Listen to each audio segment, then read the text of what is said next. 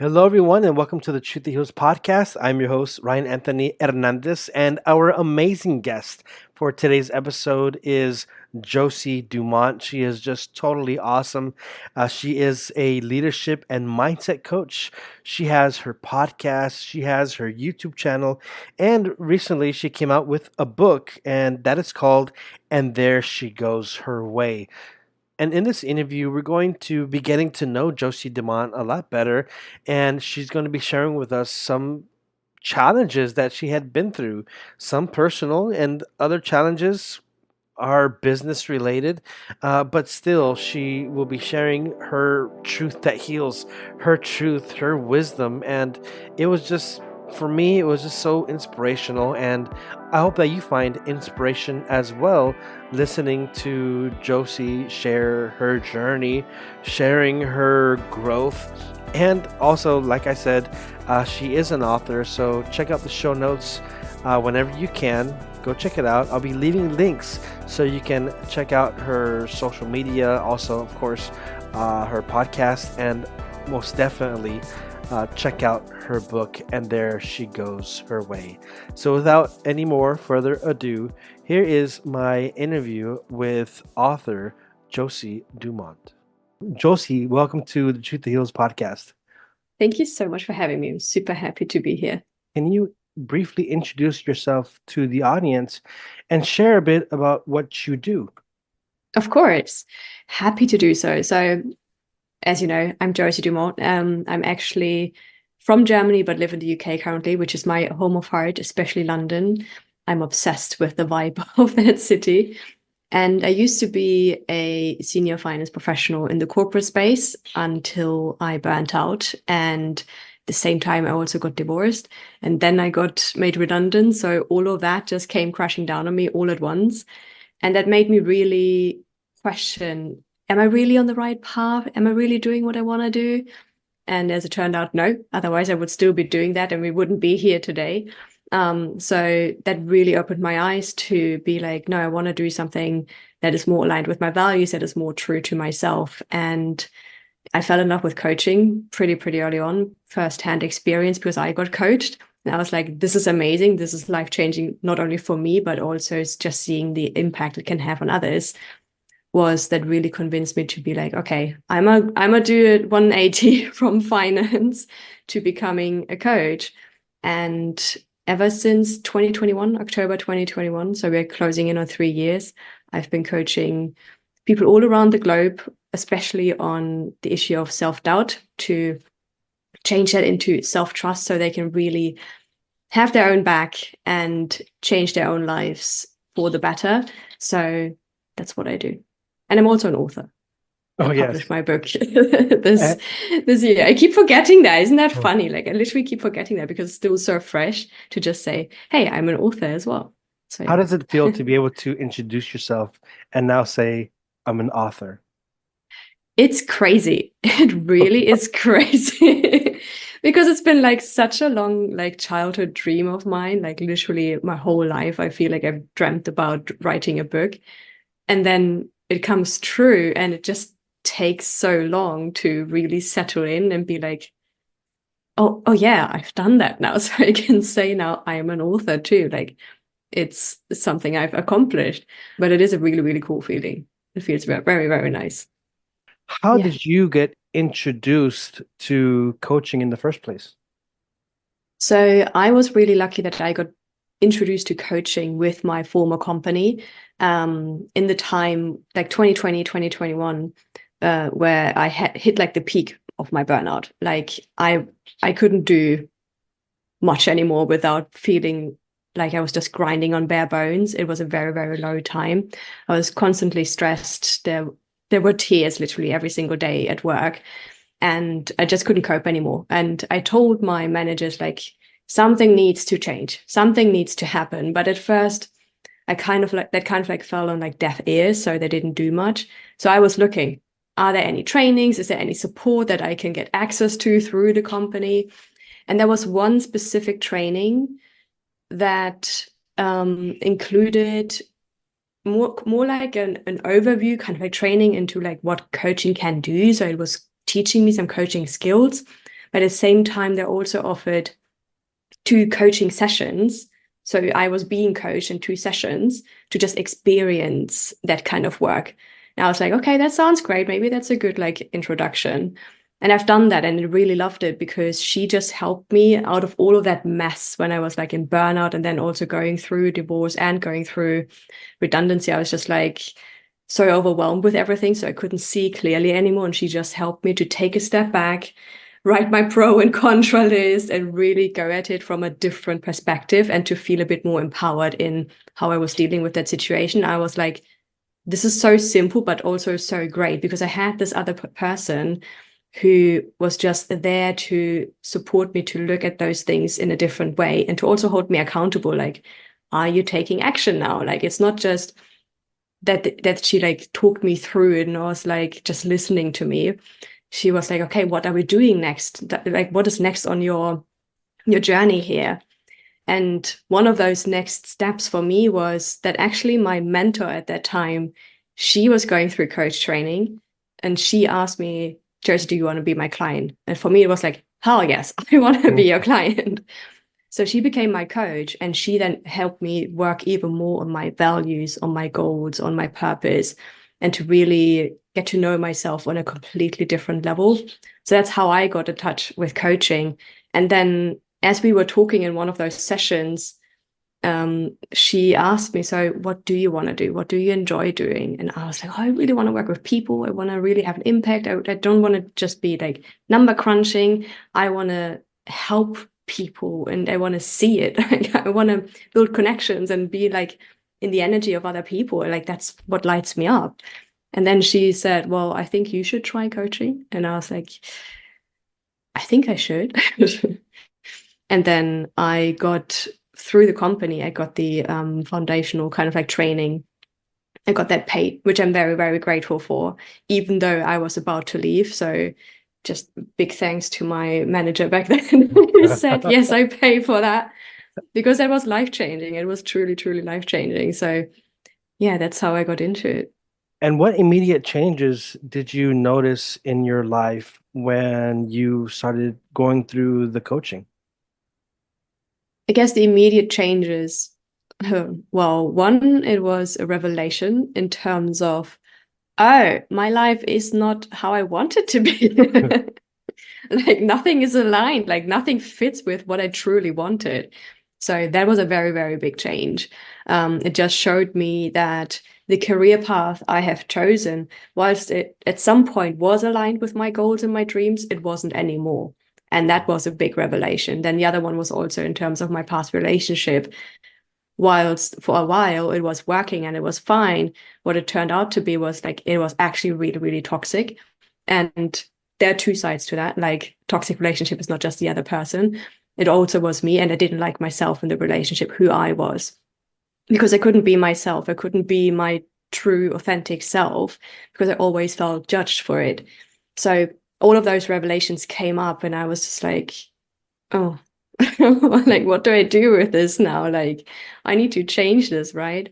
So based on that, based on those revelations, the changes I then implemented was really to say, okay, I need to trust myself here and trust my intuition and trust what I really want to do, what I really feel is my purpose and my calling, and to get rid of what's not serving me anymore. So the changes then were to decide, okay, I get a divorce like ASAP, as well as I will not stay in that company. I need to leave as soon as possible. And because I was still kind of lucky, so I was kind of like at a choice. I could choose between you stay at the company or you take your redundancy package. And I was like, I'm gonna take my redundancy package. Thank you. And if you did not go through the coaching, do you think you would have stayed in that company and in that relationship? I think so. I do think so. Because I was literally like I was blind almost to everything that was going around me. Maybe there was still but there would have still a point where it would have just like be apparent or more apparent to me. But I really think just through getting to know myself on such a deeper level again and to reconnect with everything that I truly wanted again, that just reminded me of I am miles away from where I want to be. And that's only what I've found out through coaching, even though I've done always like lots and lots of mindset work before. But because I was so blind to it, I couldn't pinpoint exactly what was the thing that was making me so angry or so unhappy as well. So I feel like coaching has played a huge role in that. And I truly, truly believe if I wouldn't have had that like other person to just talk me through these things and to also like give me that encouragement and be that there, like in terms of an accountability buddy to follow through with what I truly wanted to do, I might not have done it. I might have still been burnt out or even worse. Yeah, I think it would have been just continue living an absolute nightmare, which I didn't want. So without the coaching, it was hard for you to see the reality of your situation. It was harder to pinpoint the things around you. But with Yeah. with the coaching, did you have an aha moment or a revelationary moment where you said, "This is it. This is the sign. I need to get the hell out of here." I think it was that session where she asked me, like, I think you should do coaching. Because that was kind of like the moment where I had to make a decision of, do I trust what I want to do, what I feel called to do? Do I trust this like intuition kind of like pull, or do I do what other people consider as safe, what I considered as safe, or what I considered as this is what I know? And in that moment, I really had to make the choice of, do I venture out into something completely new and uncertain? So that was the moment where I just 100% trusted myself to be like, Josie, you will make the right decision. It's going to be okay. And I did that. And because I immediately got this, like, not necessarily justification or gratification, but like, as soon as I stepped into the coach training, I was just so hooked. It felt like coming home and like I've done the absolute right thing. I just knew it was kind of like like a super certain feeling. I don't know how else to describe it. It could be like an aha moment, right? Because I was just like, yes, this is it. I'm gonna do this. I love it. Like nothing can sway me off my path now. And yeah, obviously haven't looked back since. But I feel like that was the one thing. And that also then like flushed or flew into the other areas of my life, obviously, where I then also was like questioning, is this relationship where I want to stay? Like, heck no, actually not. Like even though we got married and then obviously broke up shortly after, I already had broken up a year before, so I knew something had to change, but I still stuck with that guy. And to then realize again, like, no, this is really wrong. So I had to have this another like aha moment of like, no, this is really wrong. So I can change it. What would you say holds people back from trusting themselves a little more in life? Oh, there's so many things. I mean, there's so many things even that I see now with working with clients. But I feel like one of the biggest ones for sure is that we are comfortable in what we know. And change is always very, very scary. Even if we don't like our current reality, it's what we know, it's what we are very familiar with. So breaking out of that might create even more uncertainty because we're going into a territory that we don't know at all. Like it's completely new. It's a 100% switch. So it's like the question of, do I stay here even though I don't like it, but right now it seems safe and kind of okay, and I've done this for like so many years, so it should be fine, right? Rather than being like, oh, this is all completely new and I'm just freaking out because I have zero idea what I should do. So most people will be like, this is too scary, so I'd rather suffer. But then a question I like to ask is, there will be pain either way. Like it's either the pain of you staying and suffering and not changing and then regretting that you didn't do it, or it's the pain of, okay, for a little while you will be like, oh, this is new, but you will figure it out and you will create like a new reality for yourself.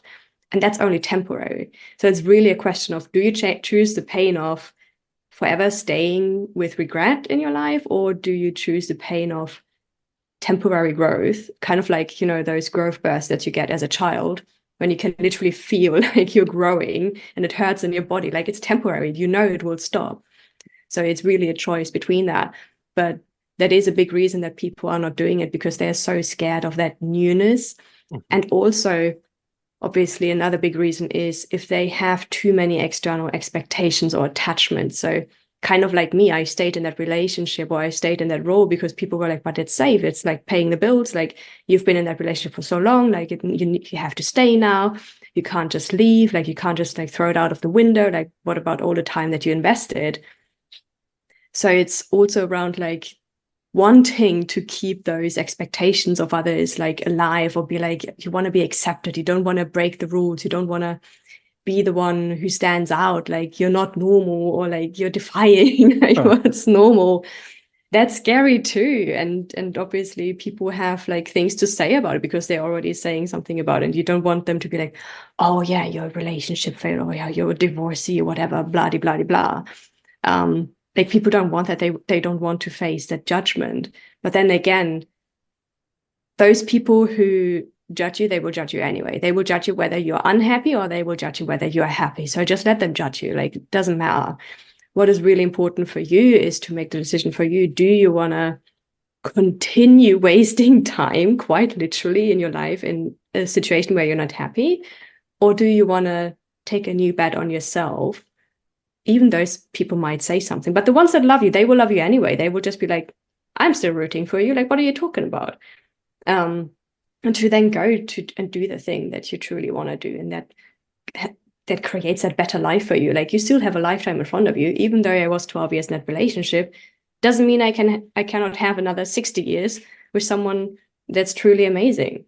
So make your choice. Make your choice. So you obviously went out, explored, became a coach, but then you went out a little further and you started a podcast and you wrote a book.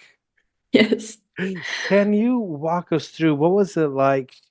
Let's start with the podcast. What was it like for you when you started getting ideas to start a podcast?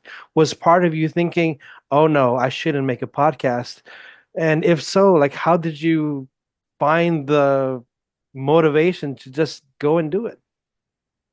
Yeah, so the podcast story is a funny one because when I think it was when I started the coach training, I already had the idea I want to do a podcast. Like, there were actually a couple of co-coaches in the training with CTI, and we were like, oh yeah, we should do a podcast together, but nothing ever really happened. So we didn't really like follow through. We did have like some ideas. We were like, oh yeah, we can co-host, we can talk about these kind of things, but then we never really scheduled a call to really set it up. I guess maybe because we all were still kind of like working on that, like, can we really do that? Can we really create a podcast, or should we not? Then I had the idea again with someone else, like, should we do a podcast maybe together? And it was like, heck yes. And we even like mapped out ideas and stuff, but then we also never recorded an episode. And then at some point I was just fed up. I was like, I do not want to wait anymore for any other people to co-host a podcast with me. I want to do it now. So that's when I then decided, okay, I do my solo episodes, like, or like I just do it on my own. Like, I don't need a co-host. I can just do it myself because I want to share more value. I wanted to have that like long form kind of like content. That's also what my boyfriend then said a lot. He was like, no, you need to share more value. And he also said like podcast will be the kind of like way for you to do that, and not just in short reels. So I was like, cool, let's do it. And then I sat down and like the first thing I literally did was to just map out 52 ideas of podcast episodes. So I knew, okay, there is enough material inside my mind that I can talk about. It's not just like I could talk about my story, about my cats, about weightlifting. No, it was really about, okay, I can talk about all of these different things, and that's great. And then from there, I started the journey. So I got my little microphone, which is here now. Still very, very old headphones, but they are still working. So we are working with them. And yeah, I got started. And it was easier than I thought. And then even though at first I was also a little bit scared because I was like, oh, will people listen? Or what if I don't know what to say? Or what if I don't come across confident in front of camera because it's a new format, right? I mean, you know what I'm talking about.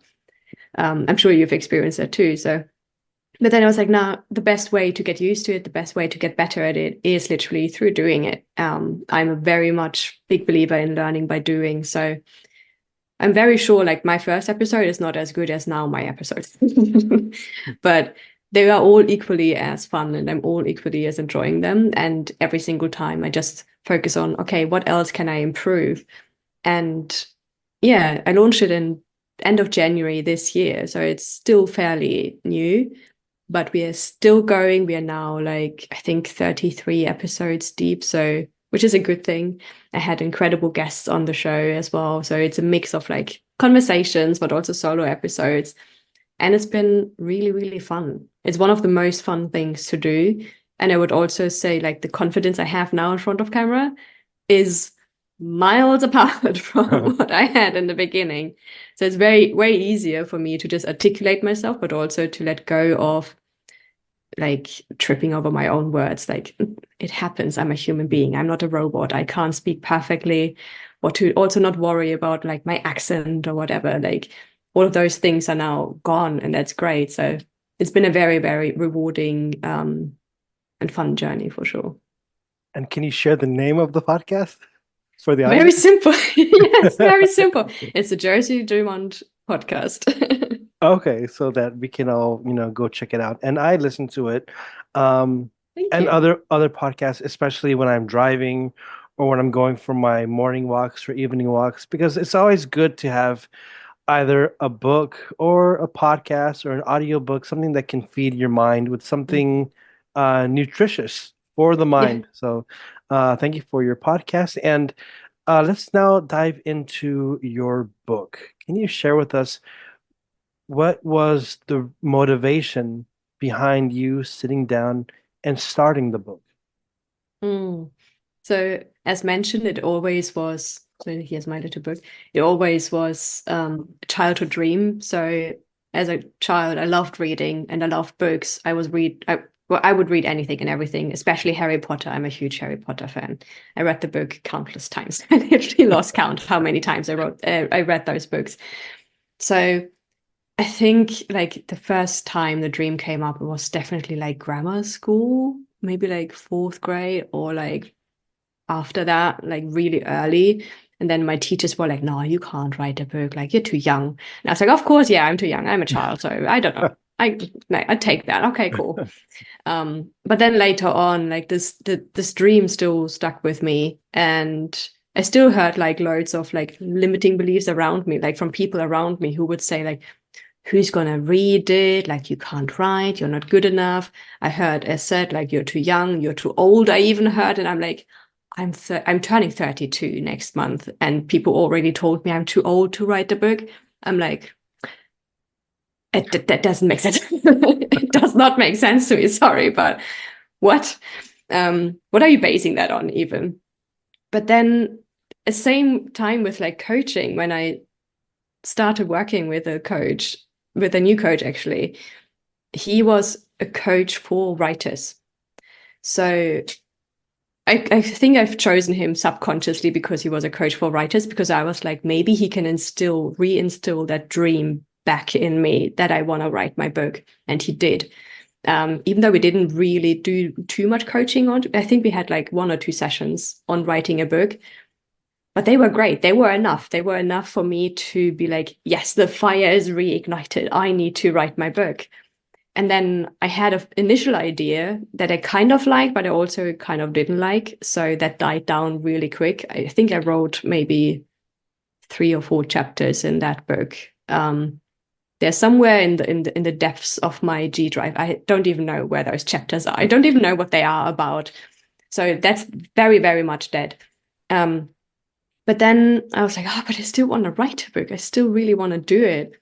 And I had like a different kind of like thinking about of what I wanted to write. And then I was thinking back to the time of like 2021 when I was at my lowest, and I was thinking, what would be the book that I needed back then?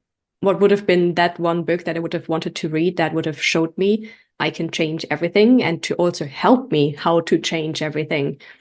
So that's why I wrote my book, and it's called And There She Goes Her Way, because that was the point in time when I decided to truly go my own way. And there are also other stories in my whole life where I really banked on self-trust, like moving abroad all alone, taking on a job that wasn't recommended by anyone, but that's the job that I wanted. Like all of those little moments where I had to really trust myself and go my own path. So it's really a book about you choosing your own path and you doing the work to get there and bridging the gap from where you are now to where you could be, to really unlock your best potential and your best self, and to also really let go of all that BS that other people are like trying to impose on you, their limiting beliefs and all of those expectations and stuff. So yeah, that's kind of like how I kind of like sat down and wrote my book. And it was actually, so that was last year October, I think. Yeah, when I sat down to write it. And because everything was already there, it was so easy. So I don't want to like, what I don't want to do is to say writing a book is easy, because writing a book is hard. But for me, it felt easy because it was waiting within me like for so long. So it was just pouring out. I know for other authors, it can be a struggle and it's hard work. But for me, it was pouring out because all of the stories, all of the knowledge, everything that I have learned across like my whole life and the past like decade of studying mindset and doing coaching work and everything, it was already there. So I just had to access it and put it actually onto paper. So for me, it was fairly easy, the actual writing process to get my first draft. Not to say the first draft is great, but I had my first draft fairly quickly. And then we went into the editing process. And then that's how we came to today. Like in May this year, I published it, which is still crazy to me. It's amazing that you've started off from, as you said earlier in the very beginning, life was just crashing around you, and then how you're able to rebuild, and you've totally rebuilt.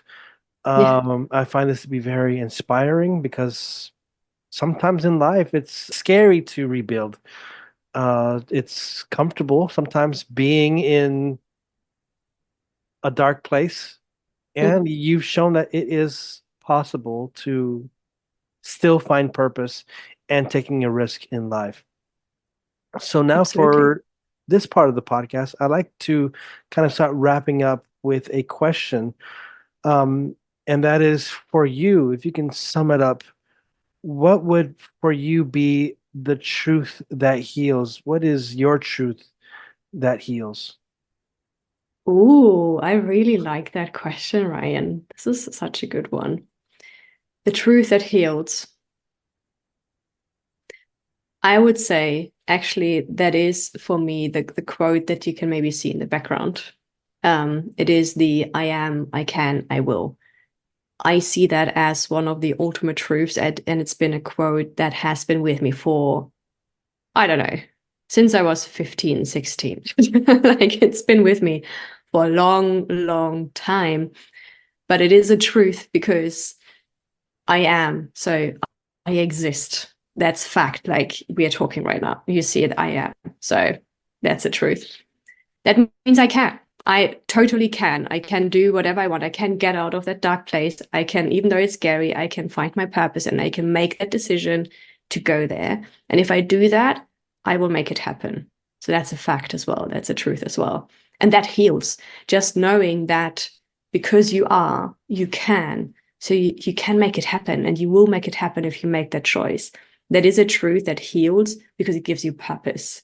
It gives you that motivation of I can change, I can be better. So that's the one I would say. Thank you. I really like it. And I didn't see the quote until Yay. you pointed it out. Oh, So okay. Yes, like so now for coming to a close, where can people in the audience find your work? You can find me everywhere and anywhere with just my name, Josi Dumont, on Instagram with underscore in between, or just my website, josidumont.com. Obviously, my book you can find there as well, which is called And There She Goes Her Way. My podcast, same. It's called the Josi Dumont Podcast. Very simple. I'm also on Threads. Threads is like my happy place. I love Threads. I'm there every single day.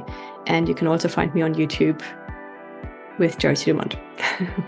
Well, thank you so much, Josi, for being on the show. And to those in the audience, go check out her book. And if you want, buy 2 or 3 books to share with others.